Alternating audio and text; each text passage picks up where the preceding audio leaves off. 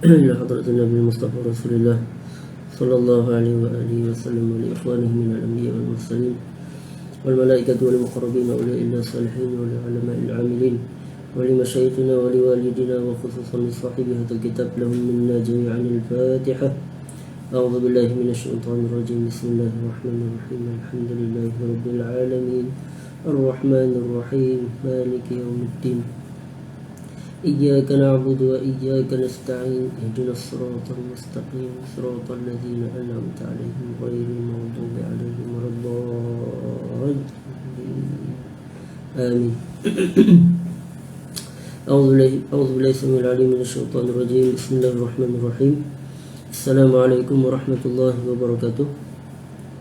الحمد لله رب العالمين وأشهد أن لا إله إلا الله وحده لا شريك له وأشهد أن سيدنا محمد رسول الله صلى الله عليه وسلم وشرف وكرم وبارك وعظم وعلى آله وصحبه والتابعين وتابعيهم بإحسان إلى يوم الدين وعلينا معهم في كل لمحة ونفس عدد ما وسع علم الله.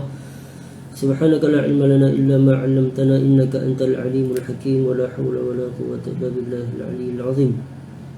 اللهم علمنا ما ينفعنا وانفعنا بما علمتنا وزدنا علما وارزقنا فهما واجعلنا من عبادك الصالحين. اللهم اجعلنا من الذين يستمعون القول ويتبعون أحسنه. اللهم بارك لنا في رجب وشعبان وبلغنا رمضان ربنا آتنا في الدنيا حسنة وفي الآخرة حسنة وقنا عذاب النار. اللهم آمين. أما بعد Alhamdulillah, sama-sama kita panjatkan, rapakkan rasa syukur kita kepada Allah Subhanahu Wa Taala kerana masih lagi mengizinkan kita lagi untuk kita sama-sama bermuzakarah berkenaan dengan kitab Al-Azkar min Kalami Sayyidil Abrar Al-Musamma Hilyatul Abrar wa Syi'ar Al-Akhyar fi Talkhis Ad-Da'awat wal Azkar Al-Mustahabbah fil Lail wan Nahar, karangan dan susunan Al-Imam Al-Allamah Al-Mujtahid Muhyiddin Abi Zakaria Yahya ibn Sharaf An-Nawawi Asy-Syafi'i rahimahullah ta'ala wa nafa'ana Allah bi'ulumihi wa 'ulumi masyayikhihi wa masyayikhina fid dharain amin. Baik, sebelum tu saya mohon maaf sebab hari semalam, hari Isnin, saya tak dapat buat sebabkan ada tak sempat nak buat. Cuma saya dah maklumkan kepada pihak ruak tentang kelas malam tak ada, dan di kelas kita akan bermula pada pukul 8. Cuma saya dah maklumkan. Cuma saya tengok di page tak ada makluman tersebut. Mungkin mas'ul tersebut terlupa atau sebagainya. Wallahu a'lam. Dan insya-Allah kelas kita akan bermula pada pukul 8. Pukul 8 setiap hari Isnin sehingga hari Khamis. Dan insya-Allah kita akan istiqamah pada waktu tersebut. Sebab waktu sebelum ni saya tak sempat kalut dan sebagainya. InsyaAllah kita akan cuba, kita mohon kepada Allah Ta'ala supaya diberikan kekuatan untuk kita istiqamah dalam membaca muzakarah kitab ni sehingga khatam insyaAllah. Baik, tanpa membuang masa terus. Hari ini kita pada majlis yang ke-95. Majlis yang ke-95 pada bab yang ke-29 berkenaan dengan bab wasiyatil mayyit an yusalliya alaihi insanun bi'ainihi aw an yudfana ala sifatin makhsusatin wa fi mawdi'in makhsus wa kadzalika al-kafanu wa ghayruhu min umurihi allati tuf'al wallati la tuf'al. Berkenaan dengan wasiat ataupun pesanan si mati, yang ini dia pesan sebelum dia matilah. Kalau pesan selepas dia mati itu dah apa keajaiban. Ini berkenaan dengan pesanan si mati, yang ini sebelum dia meninggal dunia, ay yusalli alaihi insanun bi'ainihi, supaya dia disolatkan, orang solat jenazah pada di atas dia tersebut oleh orang tertentu. Itu dia minta, dia pesan kepada anak-anak dia ataupun isteri dia ataupun kepada kawan-kawan dia, supaya kalau dia mati nanti dia minta orang tertentu, petutuk guru, orang-orang soleh dan sebagainya untuk solat jenazah kepada dia, ke atas dia. bi'ainihi, secara khusus disebut orang tersebut. Au an yudfana ala sifatin makhsusatin, ataupun dia dikebumikan, dia pesan kepada orang kerabat, kaum kerabat dia, supaya dia dikebumikan dengan cara tertentu. Dalam Islam ni dia ada dua cara je. Ada sama ada dengan secara al-lah ataupun syak. Kalau yang lahat tu kita maklumlah, iaitu yang yang ditebuk di bahagian dinding lubang kubur tersebut, di sebelah di dinding tersebut. Kalau itu seperti yang kita maklum. Kalau kubur biasa tersebut dinamakan syak, iaitu dikorek kubur tersebut tanpa ditebuk, bahagian dinding tepi kubur tersebut. Itu dua cara pengebumian jenazah dalam Islam. Kemudian seperti maksus wa fi mawdi'in maksus, ataupun dia pesan supaya dikebumikan di tempat-tempat yang tertentu, di tanah perkuburan yang tertentu. Wa kadzalikal kafan, begitu juga dengan cara dikafankan, ataupun berapa kain kafannya dia nak dikafankan, wa ghairuhu, dan sebagainya, min umurihi allati tuf'al wallati la tuf'al, daripada perkara-perkara yang lain yang boleh dibuat ataupun yang tak boleh dibuat. Cuma Imam Nawawi akan sebut berkenaan dengan hukum tersebut, perlukah dilaksanakan pesanan ataupun wasiat si mati tersebut. Kita akan tengok perbahasan di akhir bab ini, insya-Allah. Baik, seperti biasa Imam Nawawi akan datangkan dulu beberapa hadis berkenaan dengan bab ini. Kita akan tengok dalam bab ini Imam Nawawi hanya mendatangkan 4 hadis saja. Baik. Qala al-Imam an-Nawawi rahimahullah wa nafa'ana Allah bi'ulumihi fid dharain amin. Rawaina fi sahih al-Bukhari an Aisyah radhiyallahu ta'ala anha qalat dakhaltu ala Abi Bakr radhiyallahu anhu ta'ni wa huwa marid faqala fi kam kaffantum an-nabiyya sallallahu alaihi wasallam faqultu fi 3 aswab qala fi ayyi yawmin tuwfiya Rasulullah sallallahu alaihi wasallam qalat yawm al-ithnain qala fa ayyi yawmin hadha qalat yawm al-ithnain qala arju fi ma bayni wa bayna al-layl fanadhara ila thawbin alayhi kana yumarradu fihi bihi rad'un min za'faran faqala ighsilu thawbi hadha وزيدوا عليه ثوبين فكفنوني فيها قلت إن هذا خلق قال إن الحي أحق بالجديد من الميت إنما هو للمهلة فلم يتوفى حتى أمسى من ليلة الثلاثاء ودفن قبل أن يصبح. Baik, hadis ni panjang. Hadis ni kalau asal dia panjang, cuma Imam Nawawi mendatangkan syahid berkenaan dengan wasiat ataupun pesanan daripada Sayyidina Abu Bakar radhiyallahu taala anhu. Baik, Imam Nawawi telah meriwayatkan hadis ini daripada Sahih Al-Bukhari daripada Sayyidatina Aisyah radhiyallahu taala anha. Yani hadis ini bersambung, Imam Nawawi bersambung sanadnya dengan Sayyidatina Aisyah radhiyallahu taala anha.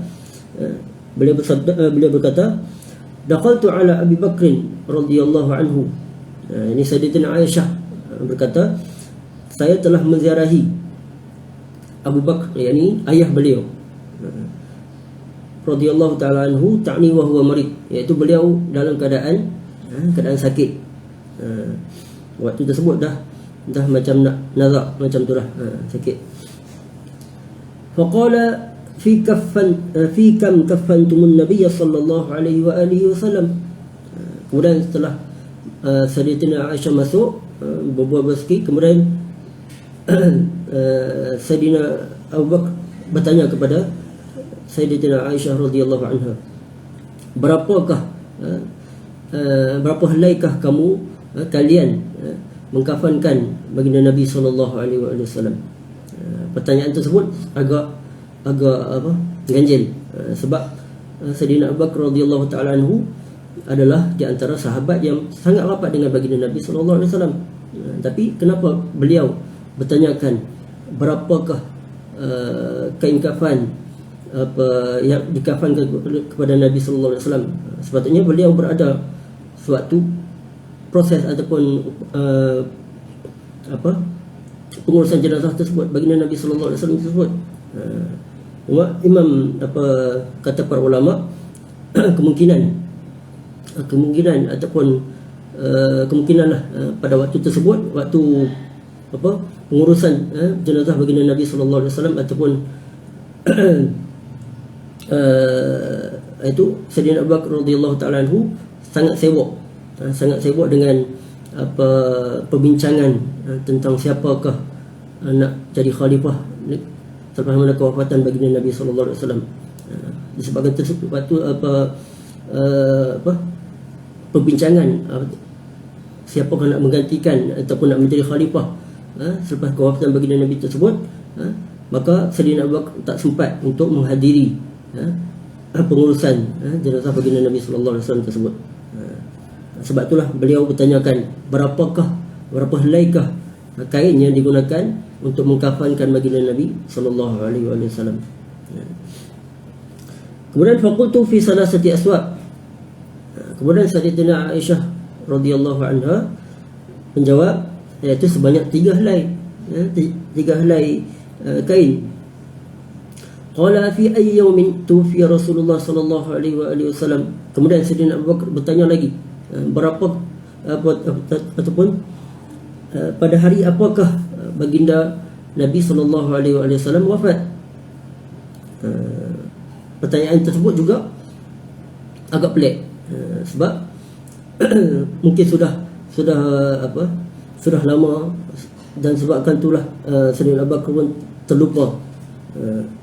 Dan antara kemungkinan lain yang disebut oleh para ulama mengatakan sebabnya baginda Nabi sallallahu alaihi wasallam dikebumikan pada hari ataupun pada waktu malam hari Rabu, sedangkan baginda Nabi sallallahu alaihi wasallam wafat pada hari Isnin, pada pagi Isnin, tapi dikebumikan pada malam Rabu. Sebabkan ada beberapa masalah. Kemudian disebabkan itulah Sayyidina Abu Bakar radhiyallahu taala anhu agak keliru. Kalau baginda Nabi meninggal hari Isnin, mestilah dikebumikan hari Selasa. Ataupun hari Selasa, ataupun kenapa baginda Nabi sallallahu alaihi wasallam dilewatkan? Mungkin sebab itulah berlaku kekeliruan. Bilakah baginda Nabi sallallahu alaihi wasallam wafat? Itu selepas mana beberapa tahun baginda Nabi sallallahu alaihi wasallam wafat. Kemudian qalat yaumul isnain. Kemudian Sayyidatina Aisyah menjawab, iaitu baginda Nabi sallallahu alaihi wasallam wafat pada hari Isnin. Qala arju fi ma baini wa bainal lail. Kemudian Sayyidina Abu Bakar menjawab, berkata, yakni aku mengharapkan supaya aku dimatikan pada hari ini, di antara baini wa bainal lail, yakni pada waktu tersebut sehinggalah sebelum masuknya hari Selasa, iaitu pada malam Selasa. Yakni aku mengharapkan supaya dimatikan, diwafatkan pada hari Isnin. Iaitu dia mengharapkan iaitu sebagai tabarruk, iaitu mencontohi baginda Nabi sallallahu alaihi wasallam untuk tabarukan. Fa nazara ila thawbin alaihi kana yumarradu fihi. Kemudian beliau melihat kepada pakaiannya yang dipakai pada waktu tersebut, waktu beliau sakit tersebut. Bihi rad'un min za'faran. Beliau terlihat ada satu tumpukan ataupun bekas kesan daripada minyak za'faran, minyak wangi. Faqala ighsilu thawbi hadha. Kemudian beliau berkata, basuhlah pakaianku ini. Wazidu alaihi thawbain. Kemudian tambahlah ke atas pakaianku ini dengan 2 pakaian, 2 helai lagi, iaitu supaya dilengkapkan menjadi 3 helai, iaitu sebagai mencontohi baginda Nabi sallallahu alaihi wasallam dikafankan. Fakafinu fiha, dan kafankanlah aku dengannya. Qultu inna hadza khalaqun. Kemudian Sayyidatina Aisyah berkata lagi, inna hadha khalaqun, ini pakaian kamu ni, pakaian ayah ni dah lusuh dah buruk dah, tengok. Khalaq ni maksud dia lusuh, dah lama. Qala innal hayya ahaqqu bil jadid minal mayyit. Kemudian Sayyidina Abu Bakar radhiyallahu anhu menjawab bahawa sesungguhnya orang yang hidup ni lebih berhak dengan pakaian baru minal mayyit, daripada orang yang mati. Ini menunjukkan kesederhanaan Sayyidina Abu Bakar radhiyallahu taala anhu.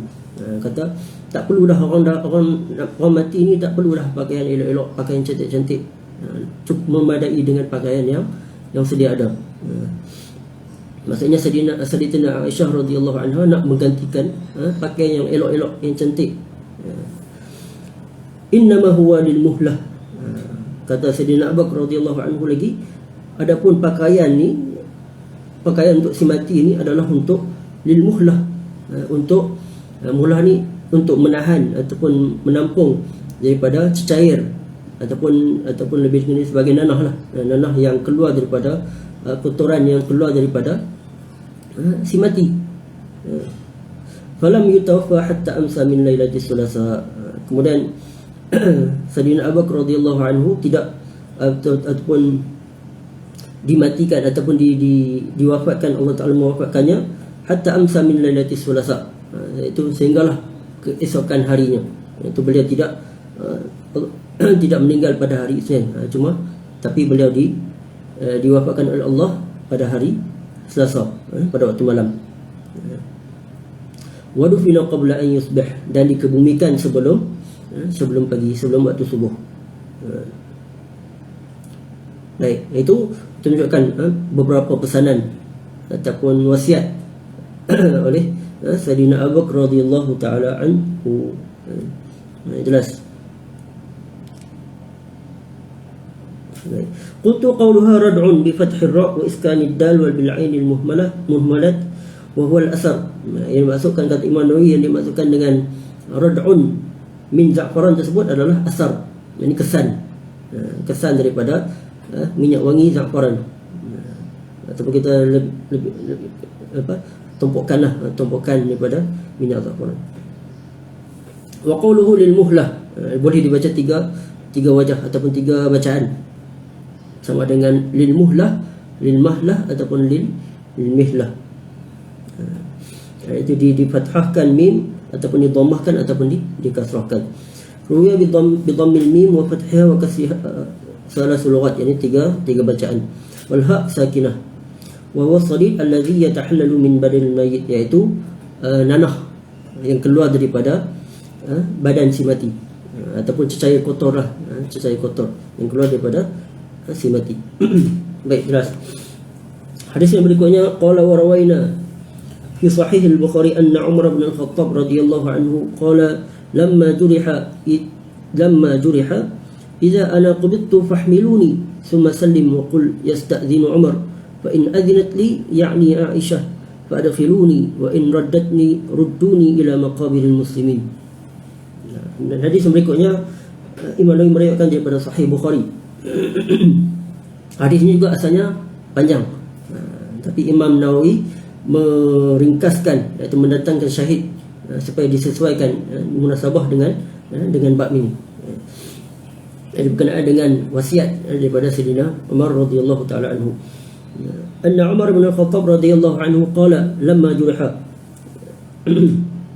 Ini Sayyidina Umar radhiyallahu taala anhu apabila beliau sakit, jurih, yakni luka, yakni disebabkan beliau ditikam oleh Abu Lu'lu'ah Al-Majusi la'anahullah, iaitu ketika waktu beliau nak solat, nak mengangkat takbir solat, tak pasti sama ada solat subuh ataupun sebagainya, pasti solat subuh kalau tak salah saya.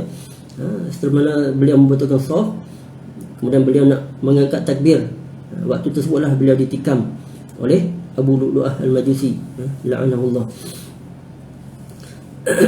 Itu ketika mana beliau sakit waktu tersebut, iaitu setelah mana beberapa hari beliau cedera tersebut. Kemudian ada sahabat datang menziarahi. Kemudian Sayyidina Umar pun berkata, hadis ini panjang, cuma Imam Nawawi meringkaskan di sini.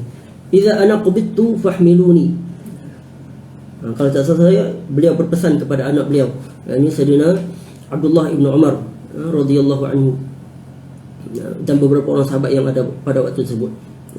Idza ana qultu fahmiluni, sekiranya aku dicabut nyawa, itu setelah aku telah meninggal dunia, fahmiluni, bawalah jenazahku ini, summa sallim, maksudnya bawa ke rumah Sayyidatina Aisyah radhiyallahu anha.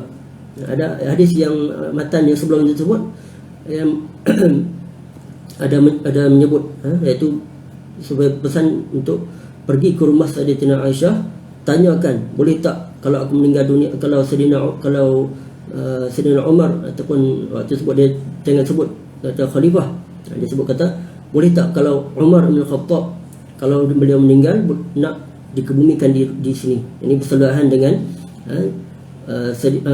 baginda Nabi sallallahu alaihi wasallam dan juga Sayyidina Abu Bakar radhiyallahu anhu. Kemudian waktu tersebut Sayyidina Abdullah bin Umar pun pergi dan bertanyakan hal tersebut kepada Sayyidatina Aisyah radhiyallahu anha. Setelah bertanya soal jawab, Sayyidatina Aisyah membenarkan, mengizinkan untuk dikebumikan di rumahnya. Kemudian setelah mana pulang, Sayyidina Abdullah bin Umar pun berkata bahwasanya beliau diizinkan untuk dikebumikan di situ. Itu hadis ataupun matan sebelum tu. Kemudian fahmiluni summa sallim, kemudian bagilah salam. Ini maksudnya bagi salam kepada tuan rumah tersebut, iaitu Sayyidatina Aisyah radhiyallahu anha. Wa qul yasta'dhinu Umar, yani Umar minta izin untuk dikebumikan di rumah Sayyidatina Aisyah radhiyallahu anha tersebut, yani supaya dikebumikan di sebelahan dengan dua sahabatnya, itu Sayyidina Rasulullah sallallahu alaihi wasallam dan juga Sayyidina Abu Bakar radhiyallahu anhu. Fa in adzinat li, yani Aisyah, fa adkhiluni, sekiranya beliau mengizinkanku, ini Sayyidina Aisyah mengizinkan untuk dikebumikan di situ, fa adkhiluni, maka kebumikanlah aku di situ, masukkanlah aku ke situ. Wa in raddatni, sekiranya dia tak mengizinkan, menolak permintaan tersebut, rudduni ila maqabil muslimin, maka kembalikanlah aku, kebumikanlah aku di kuburan muslimin, itu di Al-Baqi'. Baik, itu pesanan daripada Sayyidina Umar bin Khattab radhiyallahu anhu, itu wasiat supaya beliau dikebumikan di bersebelahan dengan baginda Nabi sallallahu alaihi wasallam dan juga Sayyidina Abu Bakar radhiyallahu anhu. Rudduni ila maqabil muslimin. Hadis ini menunjukkan bahwasanya boleh untuk kita wasiat supaya dikebumikan di mana ataupun dengan siapa, untuk bersebelahan dengan siapa untuk kita dikebumikan. Bahkan diceritakan bahwasanya sebelum Sayyidina Umar bin Khattab radhiyallahu anhu dikebumikan di situ, Sayyidatina Aisyah biasalah berada di rumahnya, tak pakai tudung, tak pakai hijab dan sebagainya. Tapi setelah mana Sayyidina Umar bin Khattab radhiyallahu anhu dikebumikan di situ, beliau sepanjang masa memakai hijab dan menutup aurat sebagai menghormati kepada Sayyidina Umar radhiyallahu anhu. Sebab sebelum tu di tempat tersebut dikebumikan Sayyidina Rasulullah dan juga Sayyidina Abu Bakar radhiyallahu anhu, iaitu ayah beliau. Itu menunjukkan bahawasanya tentang adab Sayyidatina Aisyah radhiyallahu anha terhadap mahram, walaupun mahram tersebut telah meninggal dunia. Baik, hadis yang berikutnya, qala wa rawayna fi sahih Muslim an Amir bin Sa'd bin Abi Waqqas radhiyallahu anhuma, ataupun radhiyallahu anhu, tak pasti sama ada Amir ni adalah sahabat atau tak. Qala Sa'dun ilhadu li lahdan wansibu alayya al-labin nasban kama suni'a bi Rasulillah sallallahu alaihi wa alihi wasallam. Imam Nawawi telah meriwayatkan daripada Sahih Muslim daripada Amir ibn Sa'd bin Abi Waqqas radhiyallahu anhu. Qala Sa'dun, yani ayah beliau berkata, ilhadu li lahdan, yani berwasiat, ilhadu li lahdan, yani kebumikanlah aku dengan cara lahad. Seperti mana kita yang disebutkan pada awal majlis tadi, itu penguburan jenazah ni ada dua cara. Sama ada dengan lahdu ataupun syaqqu. Lahdu ni kita tebuk bahagian dinding dan dijadikan ruangan kecil ataupun yang mencukupi jenazah tersebut. Itu dinamakan lahdu. Kalau kubur yang biasa yang tak ada apa lubang tersebut, itu dinamakan sebagai syaqqu. Ilhadu li lahdan. Ini kebumikanlah aku dengan cara lahdu.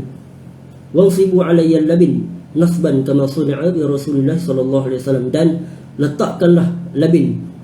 Labin ni tanah yang digumpalkan menjadi bulat dan diletakkan di bahagian di belakang jenazah tersebut sebagai nak kata apa? Nak tampan jenazah tersebut. Iaitu supaya mengiring ke arah kiblat. Wansibu alayya labin nasban kama suni'a bi Rasulillah sallallahu alaihi wasallam, seperti mana dilakukan kepada baginda Nabi sallallahu alaihi wasallam. Itu baginda Nabi sallallahu alaihi wasallam dikebumikan dengan cara lahad juga, lahdu, dan juga diletakkan gumpalan tanah tersebut sebanyak dinaqalkan kata Imam Ibn Hajar, kata Imam Nawawi lah dalam syarah Sahih Muslim ni, beliau mengatakan bahawasanya baginda Nabi sallallahu alaihi wasallam diletakkan gumpalan tanah tersebut sebanyak 9 ketulan tanah tersebut, diletakkan di belakang baginda Nabi sallallahu alaihi wasallam tersebut. Baik. Ada 9 gumpalan tanah. Baik, hadis yang berikutnya iaitu pesanan daripada Sayyidina Sa'd bin Abi Waqqas radhiyallahu anhu. Hadis yang berikutnya, qala wa rawayna fi sahih Muslim an Amr ibn al-As radhiyallahu anhu annahu qala wa huwa fi siyaqati al-maut, idza ana muttu fala tashabni na'ihatun wala nar, fa idza dafantumuni fashunnu alayya at-turab shannan thumma aqimu hawla qabri qadra ma tunharu jadurun wa yuqsamu lahmuha hatta asta'nisa bikum wa anzura madza uraji'u bihi rusula rabbi. Kemudian hadis riwayat daripada Sahih Muslim daripada Sayyidina Amr ibn al-As radhiyallahu anhu, beliau berkata wa huwa fi siyaqatil maut, iaitu beliau berada dalam keadaan nazak. Idza ana muttu, ini berpesan, beliau berwasiatkan, sekiranya aku meninggal dunia, fala tashabni na'ihatun wala nar, janganlah kamu iringi jenazahku ni dengan naihah, iaitu dengan pekikan ataupun lolongan, seperti mana yang dilakukan oleh orang jahiliah pada waktu sebelum tersebut. Apabila berlakunya kematian, mereka akan melolong, terjerit-jerit, seolah-olah tak dapat terima hakikat tentang kematian orang tersayang. Wala nar, jangan kamu iringi jenazahku dengan api. Sebab waktu zaman jahiliah tersebut mereka mengiringi jenazah dengan api. Adapun kalau jenazah tersebut diiringi dengan api disebabkan nak terang menerangi jalan, sebabkan tak ada elektrik dan sebagainya, hanya ada api, itu tak ada masalah, itu dibenarkan. Tapi kalau iringi jenazah dengan api dengan mencontohi ataupun mengikuti adat jahiliah, itu adalah haram, sebab ada larangan daripada hadis. Seperti mana juga larangan supaya jangan berpekik, melolong, terjerit-jerit apabila berlakunya kematian. Fa idza dafantumuni fashannu alayya turab shannan, sekiranya apabila kamu dah kebumikan, masukkan aku ke dalam lubang kubur, fashunnu alayhi turab shannan, maka timbuskanlah kuburku dengan tanah secara perlahan-lahan. Summa aqimu hawla qabri qadra ma tunharu jadurun wa yuqsamu lahmuha, kemudian apabila selesai kubur aku telah diratakan penuh dengan tanah, aqimu hawla qabri, duduklah sebentar di kuburku.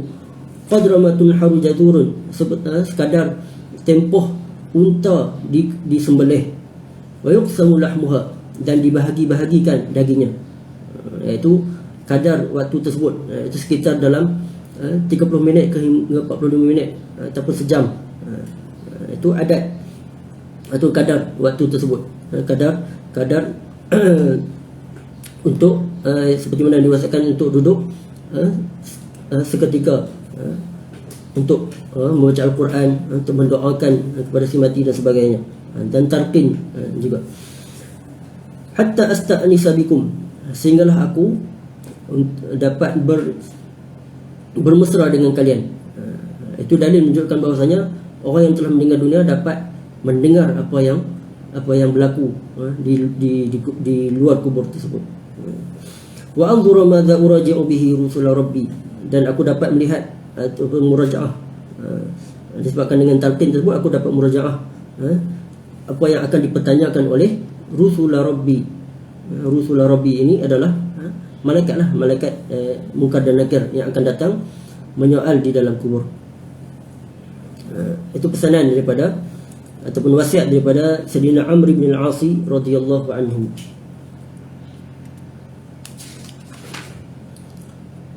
Baik, masa pun dah tak mengizinkan. Cuma nak tanya, boleh tak kalau kita teruskan lagi? Kalau teruskan mungkin dalam 10 minit, 10 minit lebih kurang. Qultu qawluhu sunnu ruya bisin al-muhmalah wa bil mu'jamah wa ma'nahu subbuhu qalilan. Kata Imam Nawawi, maksud sunnu ni adalah subbuhu qalilan, yakni timbuskanlah dengan sedikit demi sedikit tanah tersebut.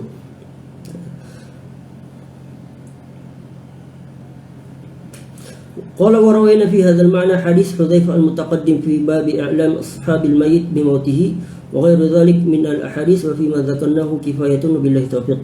Kata Imam Nawawi lagi, kami telah meriwayatkan hadis ni dengan maknanya hadis berkenaan dengan hadis kita baca sebelum tadi dalam bab i'lam ashabil mayyit bi mautihi. Kita dah baca dah sebelum ni. Wa ghairu dzalika min al-ahadits wa fi ma dzakarnahu kifayah, memadai. Wabillahi taufiq. Dan saya rasa berkenaan dengan sambungannya pada bab ni, insya-Allah kita akan sambung esok lah. Sebab mungkin ada sidang hadirin yang mungkin ada kerja yang lain. Saya bimbang takut mengganggu masa. InsyaAllah kita akan sambung esok lah berkenaan dengan hukum yang dinakalkan oleh Imam Nawawi berkenaan dengan perlu tak untuk kita laksanakan, tunaikan setiap wasiat yang dipesan oleh si mati tersebut. InsyaAllah kita akan kita tengok pembahasannya pada esok, pada jam pukul 8 pagi insyaAllah, seperti biasa insyaAllah. Apa yang baik pada Allah Subhanahu Wa Taala, apa yang kurang disebabkan kelemahan dan kekurangan dari saya, semua maaf. Kalau ada salah silap mohon ditegur ataupun dibetulkan. Kita sama-sama muzakarah, mengingati, mengulang kaji apa yang kita dah tahu, apa yang kita dah belajar insya-Allah. Dan kita akhiri dengan sama-sama berselawat kepada baginda Nabi sallallahu alaihi wasallam, tasbih kafarah dan juga suratul Asr. Allahumma salli afdhala salatin ala as'adil makhluqatika sayyidina Muhammadin wa ala alihi wa sahbihi wa sallim adada ma'lumatika wa midada kalimatika kullama dhakaraka dhakirun wa ghafala 'an dhikril ghafilun. Allahumma salli afdhala salatin ala as'adil makhluqatika sayyidina Muhammadin wa ala alihi wa sahbihi وسلم عدد معلوماتك ومداد كلماتك كلما ذكرك الذاكرون وغفل عن ذكرك الغافلون. اللهم صل أفضل صلاة على أسعد مخلوقاتك سيدنا محمد وعلى آله وصحبه وسلم عدد معلوماتك ومداد كلماتك كلما ذكرك الذاكرون وغفل عن ذكرك الغافلون. سبحانك اللهم وبحمدك أشهد أن لا إله إلا أنت أستغفرك وأتوب إليك. بسم الله الرحمن الرحيم. والعصر إن الإنسان لفي خسر إلا الذين آمنوا وعملوا الصالحات وتواصوا بالحق وتواصوا بالصبر. Jazakumullah khair jazak. Terima kasih kepada semua yang sudi meluangkan masa mengikuti pengajian ataupun muzakarah kita pada hari ini, insya-Allah.